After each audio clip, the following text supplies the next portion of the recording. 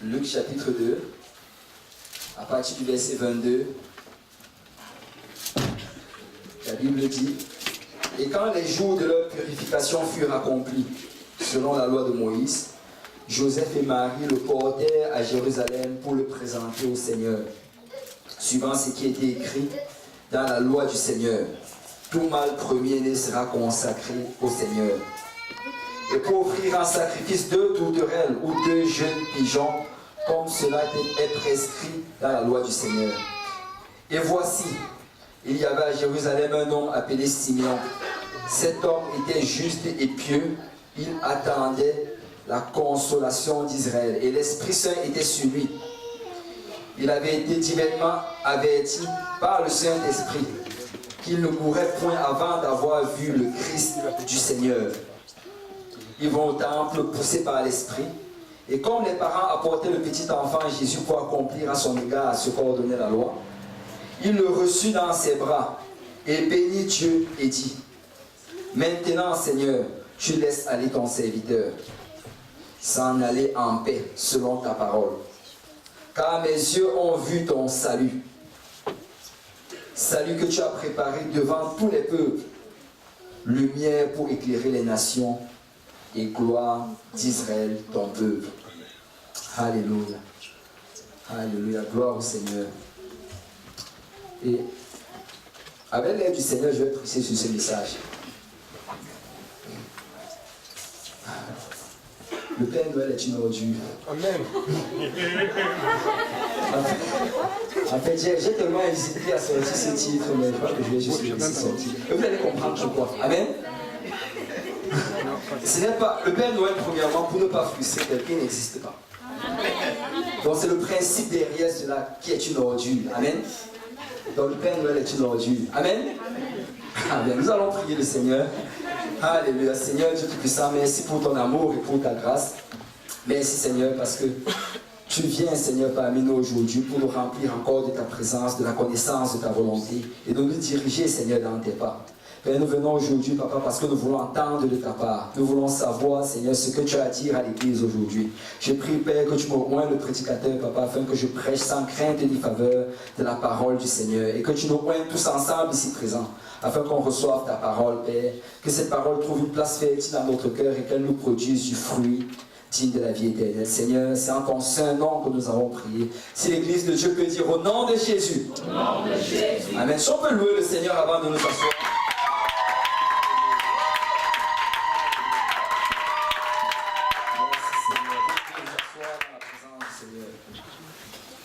Un titre choquant, c'est un titre choquant. J'ai beaucoup combattu avec cela, mais ça devait juste sortir. Et vous savez, Noël, en général, c'est une des périodes les plus difficiles de toute l'année pour les jeunes.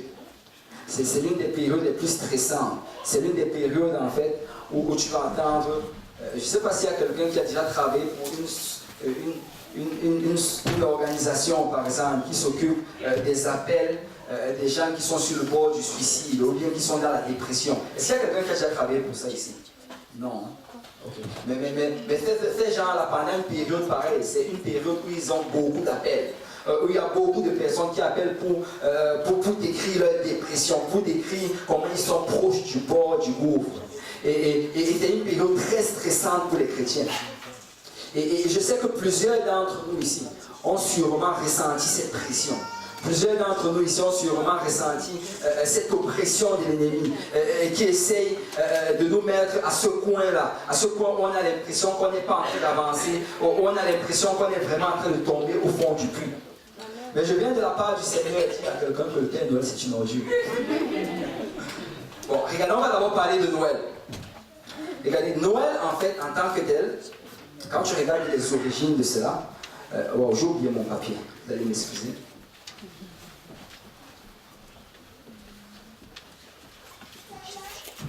En fait, quand tu regardes les origines de cela, bon, plusieurs d'entre nous, on sait que Noël, ce n'est pas vraiment une fête chrétienne. Amen. Amen. On le sait, amen. J'espère que je ne suis pas en train d'annoncer à quelqu'un ici. La raison pourquoi nous célébrons cela, d'une certaine manière. La raison pourquoi on fait mention de cela, c'est parce que nous réalisons que c'est un moment où beaucoup de personnes dans le monde, des gens qui ne servent pas Dieu pendant toute l'année, des gens qui sont occupés pendant toute l'année à faire plusieurs choses. Quand vient le temps de Noël, ils décident de prendre une pause et de venir à l'église. Et c'est la raison pour laquelle l'église se concentre sur eux. Et l'église essaie de les attirer et de leur annoncer l'évangile. Mais vous savez, le piège derrière cela, c'est que beaucoup de chrétiens, après, commencent à tomber dans le même piège que ceux du monde. Beaucoup de chrétiens commencent à regarder Noël, en fait, comme un moment très, très spécial. Beaucoup de chrétiens commencent à regarder Noël, ils regardent toutes les activités et toutes ces choses que le monde traverse, que le monde a, et ils commencent à se demander, mais pourquoi je n'ai pas cela? Pourquoi il me manque ceci et cela? Mais tu sais, le Seigneur m'a vraiment amené à retourner un peu dans les origines de cela. Et on va un peu en parler, ça va plus être comme une conversation aujourd'hui. C'est peut-être pour ça que le titre était un peu non orthodoxe, comme on dirait. Regardez, je suis allé regarder un peu, j'ai cherché l'origine de certaines de ces choses. Bon, j'ai regardé un peu l'origine même d'abord de Noël. Et on dit que Noël, en fait, la période dans laquelle on fête Noël présentement, c'est une période dans laquelle les Romains avant fêtaient les Saturnales. C'est une période pendant laquelle les Romains, en fait, célébraient le dieu Saturne. Et pendant ce temps-là, ils allaient faire des célébrations spéciales. Ça allait être de grandes réjouissances, de grandes fêtes. Ça allait être un temps où les gens allaient partager des repas. Et les gens allaient partager des cadeaux. Et ça allait être pendant une fête pareille. Qu'en plus de cela, ils allaient avoir un arbre spécial qu'ils allaient amener à la maison. Et c'est vraiment de là que tire toute cette origine. Et quand tu regardes même le sapin de Noël, le sapin de Noël, ça vient de cela. En fait, c'est parce que pendant les fêtes saturnales, ce qu'il faisait, c'est qu'il amenait un arbre à la maison et ça représentait en fait la fertilité. Ça représentait en fait la provision qui allait être pourvue. Et aujourd'hui, en fait, quand on met le sapin dans une maison, c'est ça que ça représente. En fait, le sapin, pourquoi est-ce que les Américains du Nord ont choisi le sapin? C'est parce que c'est un arbre qui, en même temps, en hiver ou en été, ça garde sa verdure. Donc c'est un arbre, en fait, pour qui ça représente la vie. Et regardez ceci, j'ai trouvé quelque chose d'intéressant sur Internet. Parce qu'il y a des choses intéressantes souvent sur Internet. Amen. Et là, on parlait de ceci, on parlait des choses comme Noël. Et on parlait comment est-ce que ces choses-là étaient fêtées. Et il y a vraiment un article où ils ont étudié cela, depuis l'Antiquité jusqu'à aujourd'hui. Et ils ont d'abord parlé de l'Antiquité. Et ils disent que bon, l'origine des cadeaux, l'échange des cadeaux en période de fin d'année est en effet une vieille tradition dont on retrouve la trace depuis l'Antiquité romaine. Effectivement, à cette époque-là, il n'était pas rare que les adultes s'offrent de présents lors des fêtes de Saturnales, qui se déroulaient au moment du solstice d'hiver. Durant cette période, les cadeaux se présentaient sous forme de petites figurines faites en terre cuite ou bien en cire. Et on dit que pendant toute l'Antiquité romaine, les adultes recevaient des extraits, une autre forme de cadeau, donnés le premier jour de l'an, jour de la santé et de la déesse Tréna. Et après, on nous dit maintenant qu'au Moyen-Âge, Noël commence à avoir les bases que nous connaissons aujourd'hui. En effet, ici de la fête de la Nativité, Noël célèbre la naissance du Seigneur. En fait, quand tu étudies profondément, tu réalises que c'était une fête d'abord païenne, et après l'Église, entre guillemets, qu'est-ce qu'ils ont fait? C'est qu'en réalisant que les païens, en ce moment-là, célébraient, et que c'était un moment où c'était dur pour eux de vivre pour Christ, parce qu'ils étaient plus attirés par les anciennes célébrations d'avant, eh bien, l'Église a commencé à tourner et à vouloir célébrer la naissance de Christ en ce moment-là. Juste pour que les païens ne partent pas dans les temples des idoles, mais qu'ils viennent à l'Église. Bon, on appelle ça le conformisme. Amen. Et qu'est-ce qui se passe? C'est que on dit donc qu'ils ont commencé à le faire. Ils disent quant aux cadeaux, ces derniers sont offerts en référence aux offrandes que les rois mages ont apportées à l'enfant Jésus. Et là, on parle de cela. Et on dit qu'avant, en fait, c'était juste des cadeaux traditionnels. Les gens allaient donner comme des pommes. Joyeux Noël, on te donne une pomme, une orange. Mais plus tard, c'est devenu un symbole de richesse.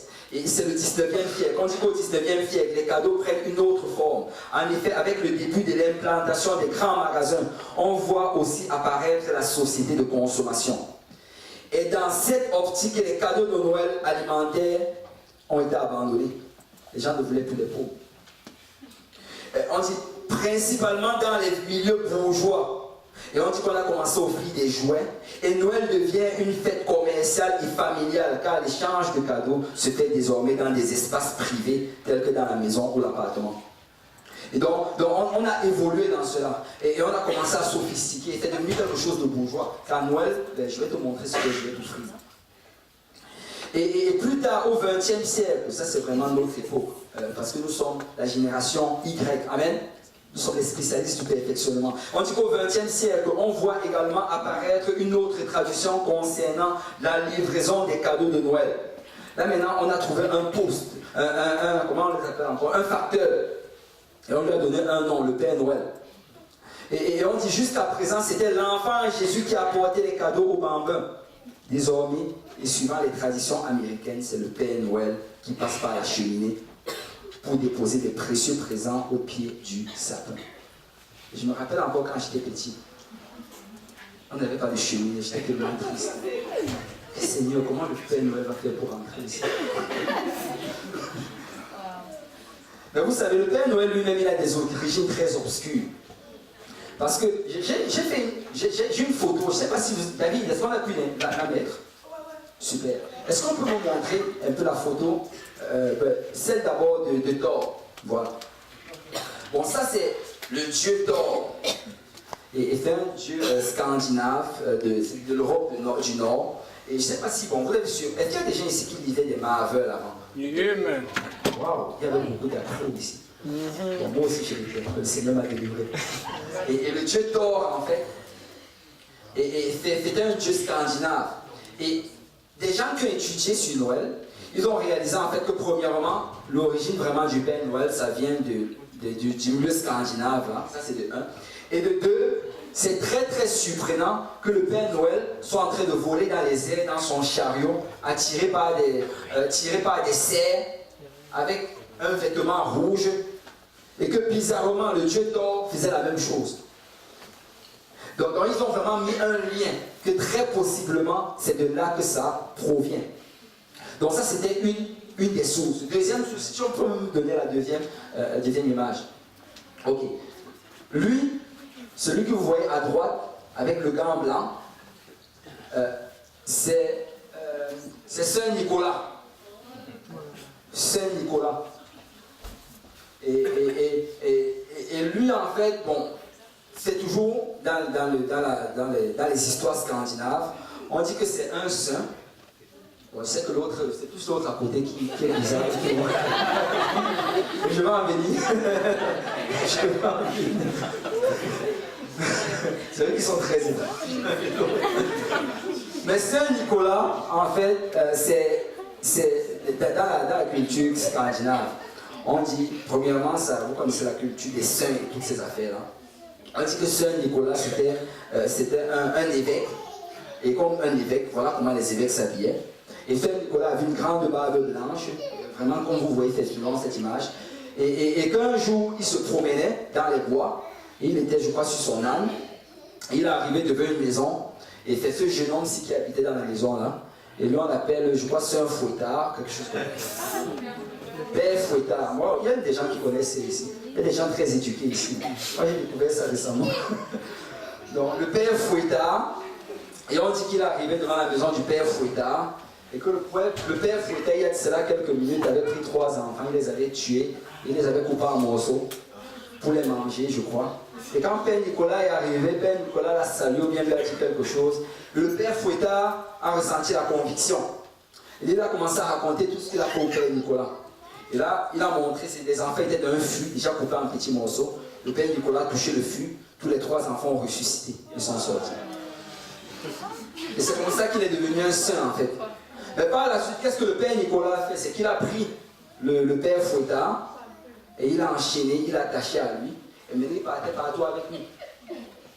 Et il a dit que qu'est-ce qu'il va faire? C'est que tous les enfants Donc faites attention à vos notes. Tous les enfants qui auront des bonnes notes auront des cadeaux du Père Nicolas, mais ceux qui auront des mauvaises notes vont être fouettés par le Père Nicolas. Donc en fait, c'est de là que tire l'origine. En passant, vous savez, aux États-Unis, est-ce qu'il y a des gens qui savent comment on appelle le Père Noël aux États-Unis?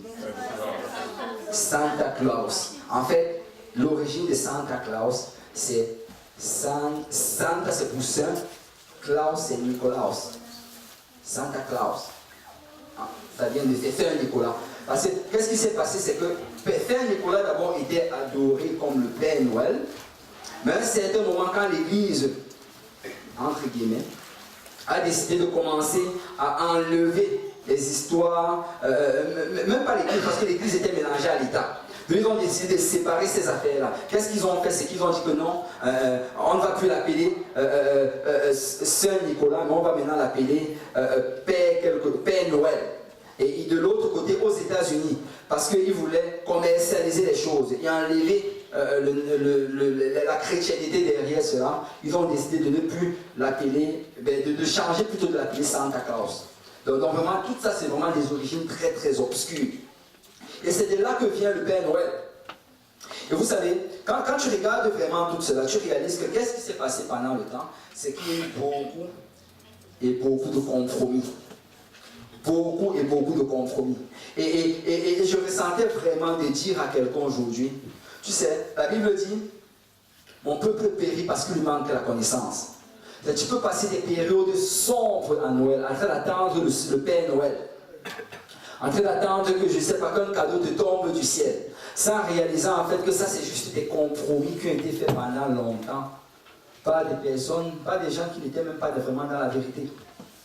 Parce que nous devons vraiment réaliser que l'Église ne célèbre pas réellement la naissance du Christ. L'Église célèbre en fait l'œuvre que Christ a fait à la croix. Amen. Tu sais, et ce n'est même pas quelque chose que nous devons choisir un jour spécial pour célébrer. Mais Noël pour nous c'est tous les jours. Amen. Noël pour nous c'est tous les jours. Tu sais, tu dois te lever chaque matin et dire merci Seigneur parce que tu es venu. Merci Seigneur parce que tu es mort à la croix. Et merci parce que tu es ressuscité et tu m'as donné le Saint-Esprit. Amen. Et beaucoup, comme j'ai dit tantôt, beaucoup de chrétiens aujourd'hui sont déprimés à cause des périodes pareilles. Mais si quelqu'un dit ici que Jésus n'a même pas reçu des cadeaux de Noël, il a tout montré. Bon, je vois il y a des sceptiques, mais les rois mages. Regardons bien la Bible. Regardez dans Luc chapitre 2, verset 1. Et Noël, vous savez, Noël, ce n'était pas un moment joyeux pour Marie. Ce n'était pas un moment agréable pour Marie. C'était un moment très, très, très difficile. Donc si tu es chrétien aujourd'hui et tu as l'impression que Noël c'est dur, c'est normal. Tu es en train de servir le Seigneur. Amen. Regarde dans Luc chapitre 2, verset 1, la Bible nous dit, en ce temps-là parut un édit de César Auguste, ordonnant un recensement de toute la terre. C'est Marie était à terme, elle était sur le point d'accoucher. Et c'est là que César se décide de donner un recensement. C'est le temps de compter tout le monde. Et on dit que ce premier recensement, il eut pendant qu'il revenait, c'est ainsi de suite. Et on dit que tous allaient se faire inscrire chacun dans sa ville. Joseph aussi monta de la Galilée, de la ville de Nazareth, pour se rendre en Judée, dans la ville de David, appelée Bethléem, parce qu'il était de la maison et de la famille de David, afin de se faire inscrire avec Marie, sa fiancée, qui était enceinte. Tu sais, on nous dit ici que Joseph, dans ses levé, il a quitté de l'endroit où il se trouvait, de la Galilée. Il est parti jusqu'à Nazareth. Il a fait plusieurs kilomètres de marche avec son épouse qui était presque à terre. Et vous savez, en ce temps-là, il n'y avait pas les voitures. Donc Marie, elle était à terme, 9 mois de grossesse, mais elle était assise sur un âne. Elle était assise sur un âne, elle était en train de voyager sur des routes non goudronnées. Donc si quelqu'un a déjà été enceinte, ou bien si quelqu'un sait c'est quoi la grossesse, Marie n'était pas en train de chantoyer sur le dos de l'âne. Elle n'était pas en train de danser. C'était des moments difficiles pour elle. C'était des moments terribles. Et là, quand elle était en train d'aller là-bas, j'imagine qu'elle devait se demander, mais Seigneur, pourquoi le recensement en ce moment? Ses maris, c'était vraiment pas un moment facile. C'était un moment très très difficile. Mais il y a une chose avec Marie. Malgré le fait que c'était difficile, elle savait qu'elle était approuvée du Seigneur. Amen. Elle savait qu'elle était approuvée du Seigneur. Vous savez, souvent on a l'impression que quand on traverse des situations difficiles, c'est parce que le Seigneur n'est pas avec nous. Non, non, non. Souvent en plein dans la volonté du Seigneur, tu vas te sentir mal. Amen. Souvent en plein dans la volonté du Seigneur, tu vas traverser des difficultés. Alors ne regarde pas tes situations pour déterminer si tu es dans la volonté du Seigneur. Mais regarde vraiment la parole du Seigneur. Amen. Et on nous dit que pendant qu'ils allaient, le temps où Marie devait accoucher arriva. Et elle enfanta son fils premier-né, elle l'emmaillota et le coucha dans une crèche parce qu'il n'y avait pas de place pour eux dans l'hôtellerie. Elle est arrivée, ils ont cogné à plusieurs portes pour qu'on trouve une chambre pour elle. Mais malgré le fait qu'elle était à terre, personne ne lui a donné une chambre. Il n'y avait pas de chambre pour elle. Alors est-ce que le Seigneur n'aurait pas pu créer une chambre instantanément pour elle? Oui, il aurait pu le faire. Mais le Seigneur avait ses plans derrière cela. Et là, finalement, Marie est allée à l'étable et elle a accouché dans l'étable au milieu des animaux. Vous savez, souvent, quand on fait les scènes de la nativité, on fait une jolie petite crèche avec de jolis petits agneaux à côté, un joli petit âne, et tous sont propres et beaux. C'est comme si on ne les a même pas parfumés. Mais je veux dire à quelqu'un que l'étable, ça sentait mal. Ça sentait mal. Ce n'était pas un lieu agréable. Et moi, je crois fermement que si le Seigneur a choisi de naître dans un lieu comme ça, c'est pour nous donner un exemple d'humilité. Amen. Si le Seigneur a choisi de naître dans... Et moi, je crois que c'est une gifle contre beaucoup de ces prédicateurs qui prêchent la prospérité. Ces gens-là qui disent que, si tu n'es pas riche, ça veut dire que Dieu n'est pas avec toi. Écoute, c'était Dieu manifesté en chair, mais il était au milieu des animaux. Le jour de sa naissance, le jour de Noël. Waouh! Et alors qu'il est là, on dit qu'il y avait dans cette même contrée des bergers qui passaient dans les champs les veilles de la nuit pour garder leurs troupeaux. Et voici un ange du Seigneur leur apparut et la gloire du Seigneur resplendit autour d'eux. Ils furent saisis d'une grande frayeur. Mais l'ange leur dit, ne craignez point car je vous annonce une bonne nouvelle qui sera pour tout le peuple le sujet d'une grande joie. C'est aujourd'hui dans la ville de David qui vous est né un sauveur qui est le Christ, le Seigneur. Et voici à quel signe vous le reconnaîtrez. Vous trouverez un enfant emmailloté et couché dans une crèche. Et on nous dit qu'après cela, bon, les anges ont adoré et ils chantaient. Et on nous dit, si tu continues à avancer, on dit, ils allèrent, ça c'est au verset 16, ils allaient en hâte, ils trouvèrent Marie et Joseph et le petit enfant couché dans la crèche.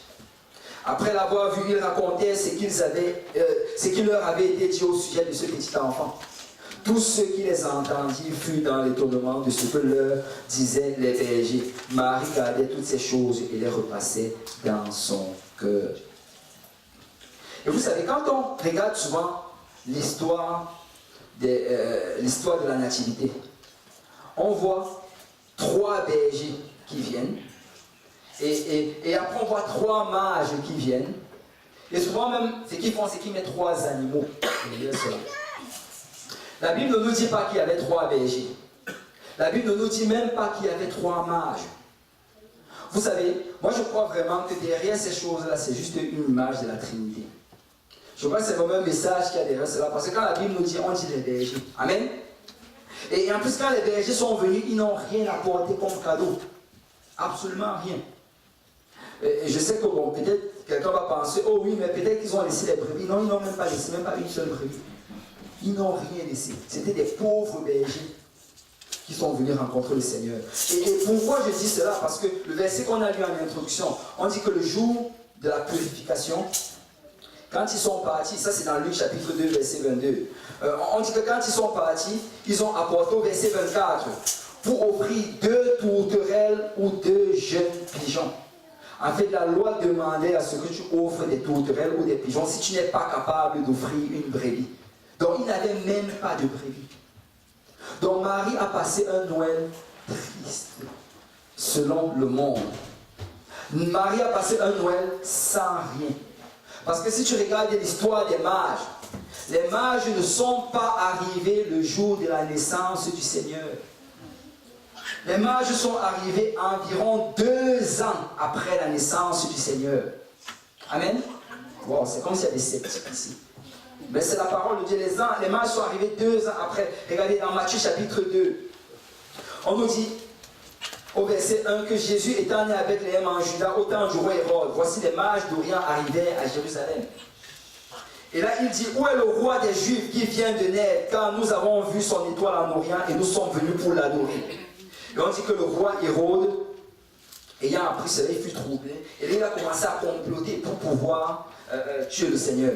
Mais regardez ce qui se passe. On dit que les mages sont partis.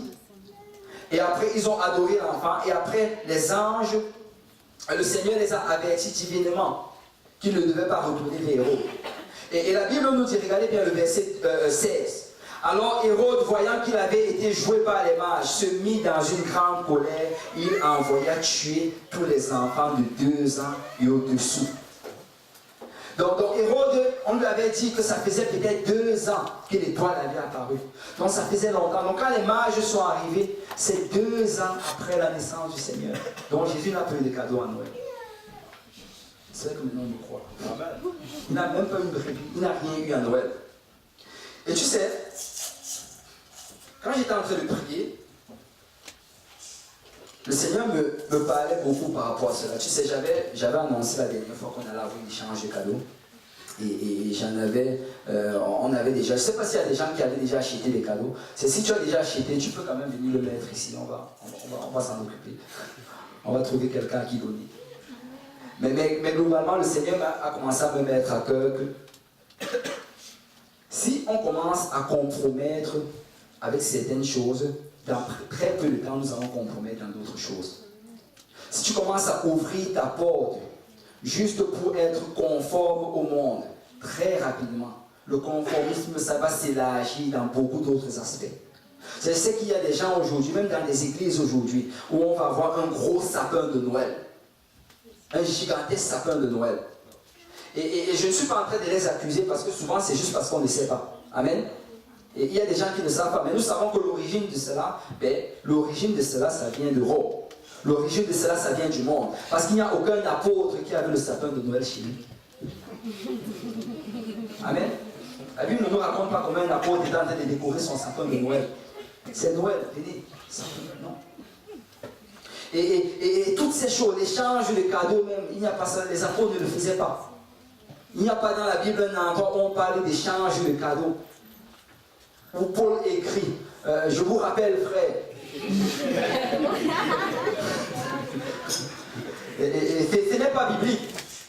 Donc nous allons peut-être tolérer certaines choses pour attirer les âmes, mais en ce qui nous concerne nous-mêmes, nous n'avons pas besoin de nous tolérer cela. Amen.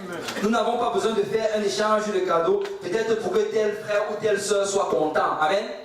Amen. Parce que nous voulons être selon la parole du Seigneur. Et tu sais, quand je priais vraiment par rapport à ça, le Seigneur me faisait vraiment voir qu'il y a plusieurs personnes, plusieurs chrétiens qui pendant la période de Noël ont fait cette prière. Si je fais cette prière et que tu te reconnais, je ne suis pas en train de t'accuser. Amen. Parce que le Seigneur m'a vraiment mis à cœur de donner aujourd'hui la connaissance de sa parole. Parce que la Bible dit que vous connaîtrez la vérité et la vérité vous affranchira. Amen. Et nous devons être libérés par la vérité de la parole de Dieu. Nous devons savoir que tu n'as pas besoin d'arbre de Noël pour être joyeux. Amen. Tu n'as pas besoin de cadeaux à Noël pour être joyeux. Tu n'as pas besoin de chanter les chansons de Noël pour être joyeux. Écoute, chaque jour c'est le jour du Seigneur. Amen. Chaque jour tu dois être joyeux dans le Seigneur. Que ce soit en janvier qu'en décembre, même en plein milieu de l'été. C'est en plein milieu de l'été, tu peux inviter tout le monde. Allez, venez chez moi, on va célébrer la naissance du Seigneur. Amen. Tu n'as pas besoin d'attendre Noël. Aujourd'hui, c'est le jour que l'Éternel a fait. Il sera pour moi un sujet de joie. Et des gens peut-être ont fait, Seigneur, à Noël, il faut que tu me donnes un cadeau. Touche tel ou tel frère, touche telle ou telle soeur. Mais il me faut avoir un cadeau à Noël. Père, tu te rappelles comment quand j'étais petit, je recevais les cadeaux? Le Seigneur te regarde, c'est qui te donnait cela? C'était moi ou bien c'était le Père Noël?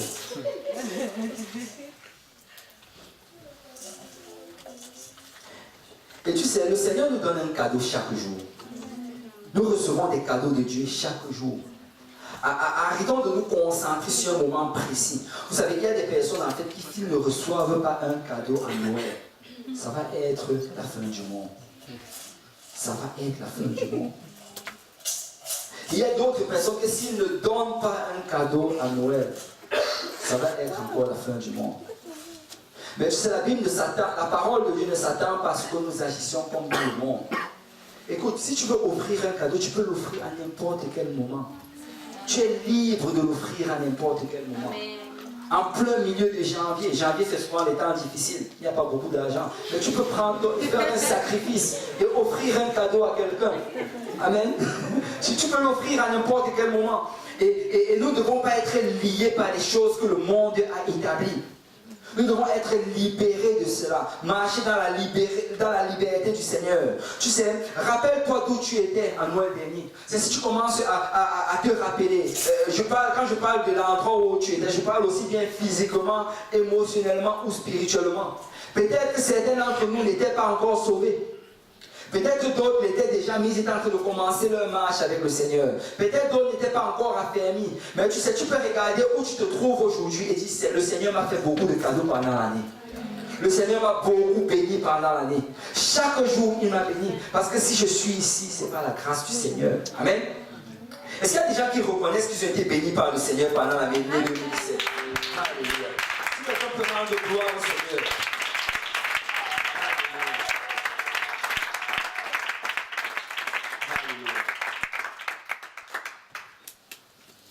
Donc, il n'y avait pas 3 mages. Il y avait même plusieurs mages. C'est qu'on a même donné les noms à ces mages. Ici, c'est Balthazar. Qui encore? Melchior. Gaspard. Waouh. Waouh.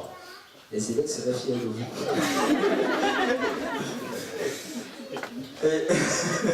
En fait, j'ai demandé ça à mon épouse tout à l'heure quand on était dans la voiture. Parce qu'elle aussi, elle était une bonne catholique. Alors je lui ai demandé cela, elle ne se rappelait plus. Il a regardé, j'ai dit que si la Bible te voyait aujourd'hui. Et ils ont donné des noms, mais ce n'est pas biblique. Ce n'est pas biblique.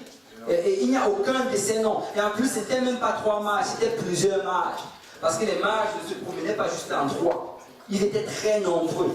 Et quand ils sont venus, le but pour eux ils étaient venus, c'était d'adorer le Seigneur. Et tu sais, peut-être Marie, ça faisait 2 ans qu'elle était dans la galère. Ça faisait 2 ans qu'elle était dans la souffrance. Elle avait accouché dans la pauvreté. Elle avait accouché dans tous les besoins et dans toute forme de difficulté. Mais tu sais, le Seigneur, il avait prévu des bénédictions pour elle. Parce que même si elle a attendu 2 ans, finalement, la promesse du Seigneur est arrivée.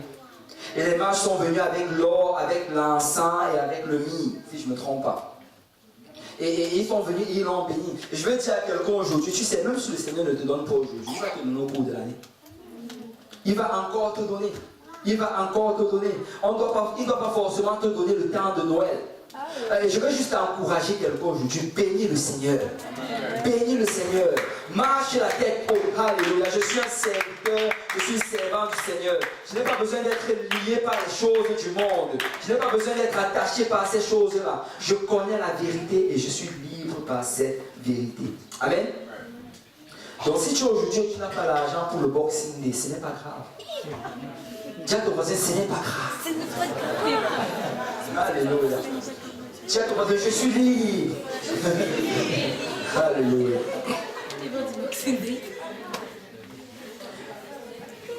Alors, comment est-ce que nous devons réagir face à Noël? Comment les chrétiens doivent réagir face à Noël? On a un exemple biblique par rapport à cela. Amen. Et je vais finir avec cela. Je ne vais vraiment pas être long aujourd'hui. J'avais juste ce court message ici de la part du Seigneur. Et on va aller dans le livre de Luc encore. Luc, chapitre 2. À partir du verset 25. Et on va parler de 2 personnages. Et après cela, on va louer le Seigneur. Et après, on sera libre. Alléluia, de vivre dans la liberté. Luc chapitre 2, à partir du verset 25. Et voici, il y avait à Jérusalem un homme appelé Siméon. Cet homme était juste et pieux. C'est la première des choses qu'on doit réaliser ici. C'est que tu sais, pendant ces temps-ci, reste juste et reste pieux. Reste pieux. Ne faites pas de compromis, ni avec la sanctification, ni avec la pureté. Reste un serviteur du Seigneur. C'est peut-être que tu vas être invité par les membres de ta famille, peut-être dans ton lieu de travail. Tu sais, peu importe où tu vas, reste chrétien. Ne te laisse pas confondre par toutes ces choses. La Bible dit de ne pas nous laisser transformer, de ne pas nous laisser emporter dans ce compromis-là, mais de rester exactement tel que nous sommes. Nous devons rester des chrétiens partout où nous allons. Amen. Amen. Et on nous dit que cet homme-là, il était juste, il était pieux. Et il attendait la consolation d'Israël. Et autre chose aussi, c'est qu'il était dans l'attente. C'est notre attente, ce n'est pas Noël. Notre attente, ce n'est pas un cadeau de Noël. Notre attente, ce n'est pas une bûche de Noël. Mais notre attente, c'est le retour du Seigneur. Amen. Notre attente, c'est quand la trompette va sonner. Et tu sais, même pendant ce temps-ci, souvent juste lève les yeux vers le ciel et dis, Seigneur, quand est-ce que tu reviens? Seigneur, quand est-ce que tu reviens? Écoute, ne laisse pas ces affaires-ci te faire perdre ton salut. Ne tombe pas dans le compromis à cause de ces choses. Et tu te dis, oh, c'est juste pour un bout de temps. Écoute, le Seigneur peut revenir le 25 décembre. Le Seigneur peut revenir le 26 décembre à 6 h du matin. Est-ce que tu serais dans les rangs en train d'attendre pour avoir le trou, pour acheter la première chose à rabais? Ou est-ce que tu seras en train de trier chez toi? Et on dit que l'Esprit Saint était sur lui. Tu sais, malgré cela, il marchait avec le Saint-Esprit. Il était rempli du Saint-Esprit. Et on a déjà parlé de cela. Vous savez, l'église, la première église, était continuellement remplie du Saint-Esprit. Et l'église de Dieu doit être continuellement remplie du Saint-Esprit. Et quand on parle d'être rempli du Saint-Esprit, ça veut dire que tu dois être rempli de la parole du Seigneur. Tu dois avoir une relation avec la parole du Seigneur. Écoute, ne laisse pas les fêtes changer tes engagements dans le Seigneur. Si tu avais prévu de lire la parole de Dieu 20 minutes par jour, continue à lire la parole 20 minutes par jour. Amen. Si tu avais prévu de prier 1 heure par jour, continue à prier 1 heure par jour. Ne dis pas, oh non, je prends une pause du Seigneur. Non, non, non. Le diable ne prend pas de pause. Et le diable, vous savez, ça c'est une période où beaucoup de personnes meurent. Beaucoup de personnes. Le taux de décès pendant ces temps-ci est très élevé. Parce que les gens, en fait, commencent, ils enlèvent les barrières qu'ils avaient dans leur vie. Ils se disent que c'est juste pour un peu de temps.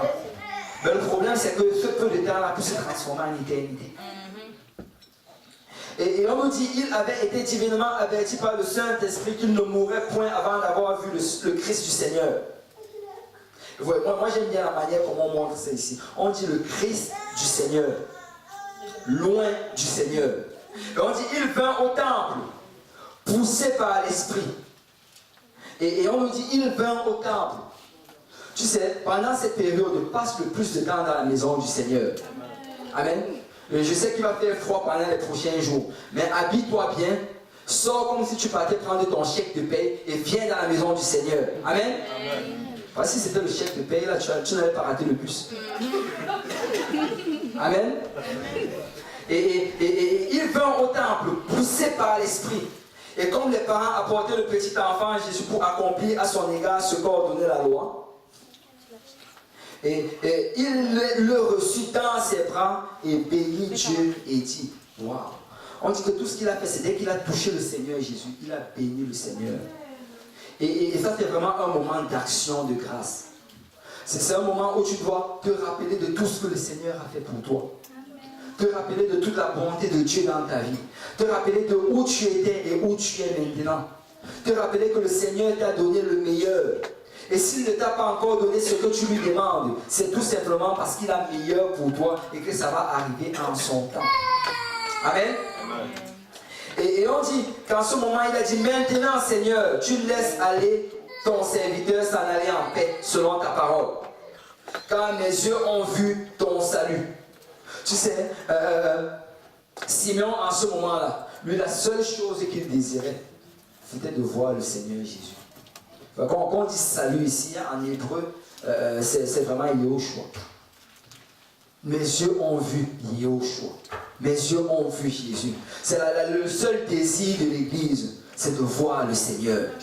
Le seul désir des enfants de Dieu, c'est de voir le Seigneur. Tu sais, il n'y a aucun autre cadeau qui puisse remplacer cela. Il n'y a aucun autre cadeau qui puisse se comparer à cela. En ce temps-là, quand tu vas t'approcher du Seigneur et que tu vas pouvoir l'embrasser dans tes bras et qu'il va te serrer dans ses bras, il va te dire, entre dans la joie de ton Maître.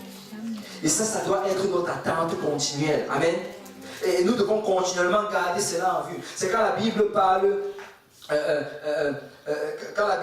avais parlé la dernière fois. La Bible nous parle vraiment que nous devons avoir la foi, mais nous devons aussi avoir l'espérance. Et l'espérance, c'est toujours par rapport à la résurrection. Si quelqu'un perd son espérance, c'est qu'il ne va pas y arriver. Si nous allons y arriver, ça va prendre qu'à chaque moment, nous soyons toujours dans notre pensée. Le Seigneur revient bientôt. Peu importe ce que je traverse, c'est temporel. Le Seigneur revient bientôt. J'attends le retour du Seigneur. Amen. Amen. Et il dit, salut que tu as préparé devant tous les peuples. Et au verset 32, lumière pour éclairer les nations et gloire d'Israël, ton peuple.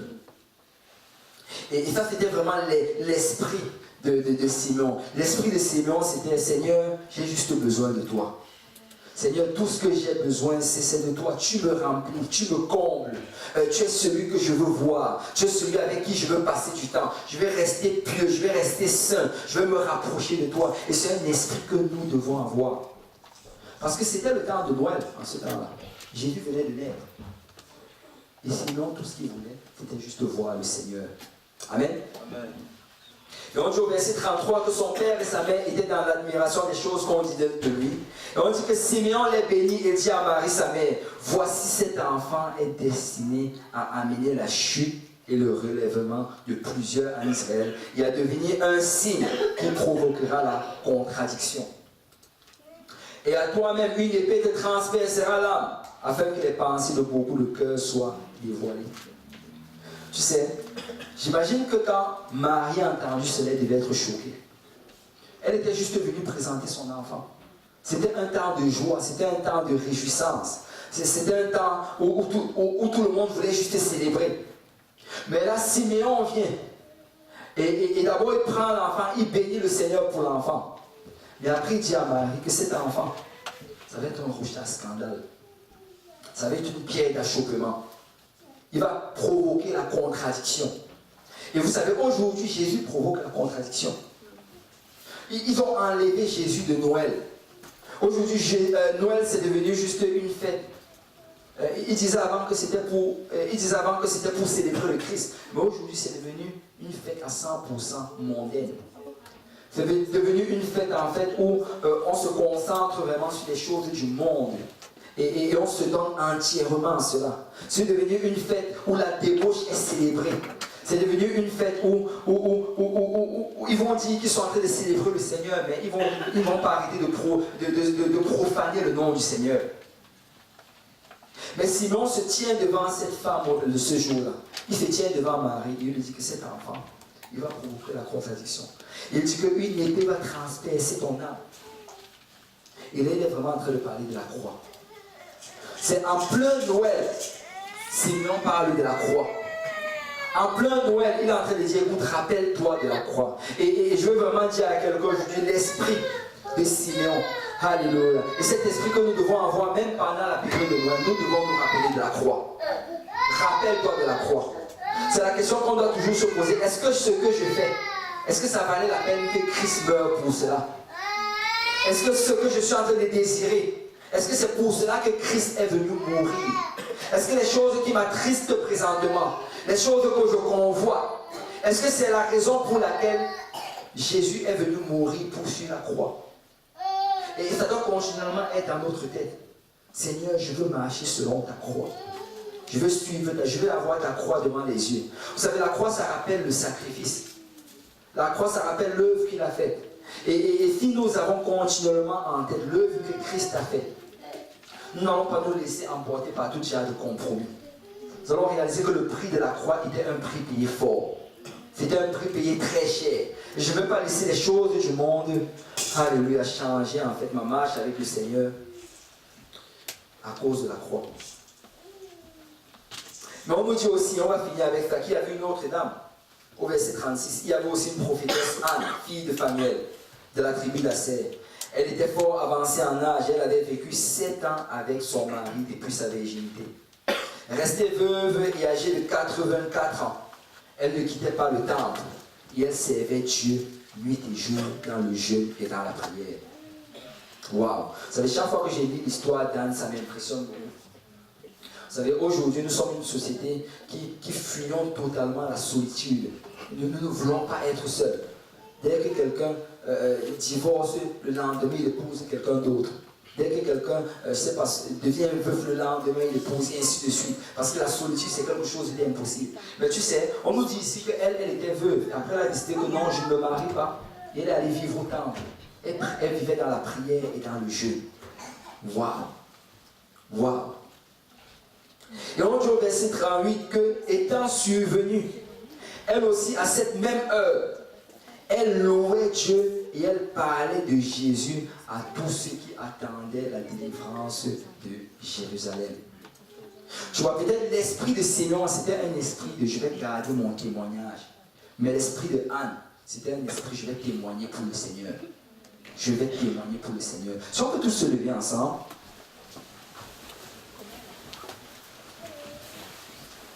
Vous savez, ce sont les deux seules personnes en fait. Donc on nous parle le jour de Noël. On nous parle de Siméon et on nous parle de Anne. Et moi je ne crois pas que ce soit un hasard. Je crois vraiment que le message derrière cela, c'est que l'attitude que nous devons avoir comme chrétiens en ces jours de Noël, c'est que nous devons garder notre témoignage. Amen. Nous devons garder notre témoignage, vivre dans la sanctification, ne faire aucun compromis. Mais en même temps, nous devons avoir l'esprit de Anne. Et l'esprit de Anne, ce n'est pas un esprit de jugement.